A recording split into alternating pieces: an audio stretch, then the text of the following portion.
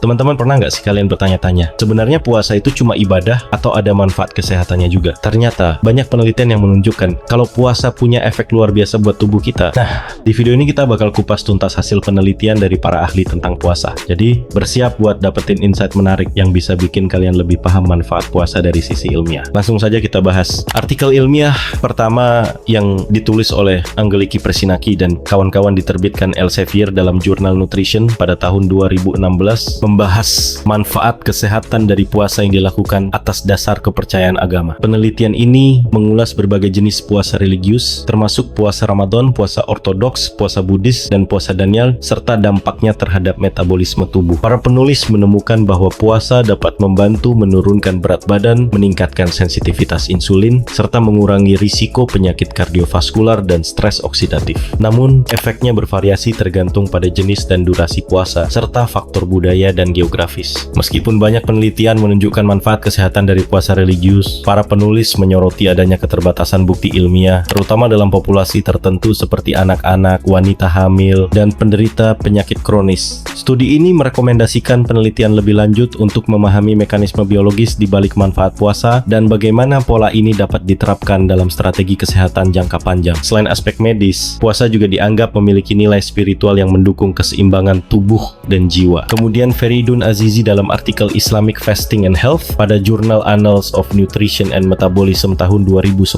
membahas dampak puasa Ramadan terhadap kesehatan. Studi ini mengulas berbagai perubahan metabolisme yang terjadi selama puasa, termasuk bagaimana tubuh mempertahankan keseimbangan glukosa melalui pemecahan glikogen hati serta adaptasi metabolisme lemak. Hasil kajian menunjukkan bahwa puasa Ramadan tidak memiliki efek merugikan bagi individu sehat, bahkan dapat memberikan manfaat seperti penurunan berat badan dan peningkatan kadar kolesterol baik HDL. Namun, puasa tidak dianjurkan bagi penderita diabetes tipe 1 yang tidak terkontrol, wanita hamil, dan individu dengan penyakit kronis tertentu. Selain itu, artikel ini juga menyoroti bagaimana puasa Ramadan memengaruhi berbagai aspek kesehatan seperti fungsi jantung, paru-paru, ginjal, dan sistem endokrin. Hasil kajian menunjukkan bahwa tidak ada dampak negatif signifikan pada organ-organ utama bagi individu yang sehat. Namun, pasien dengan kondisi medis tertentu disarankan berkonsultasi dengan dokter sebelum berpuasa. Azizi menekankan pentingnya kesadaran medis terhadap perubahan fisiologis selama Ramadan, serta perlunya penelitian lebih lanjut untuk memahami dampak puasa terhadap berbagai kondisi kesehatan. Kemudian Said Golbidi dan kawan-kawan dalam artikel Health Benefits of Fasting and Caloric Restriction yang diterbitkan di jurnal Current Diabetes Reports pada tahun 2017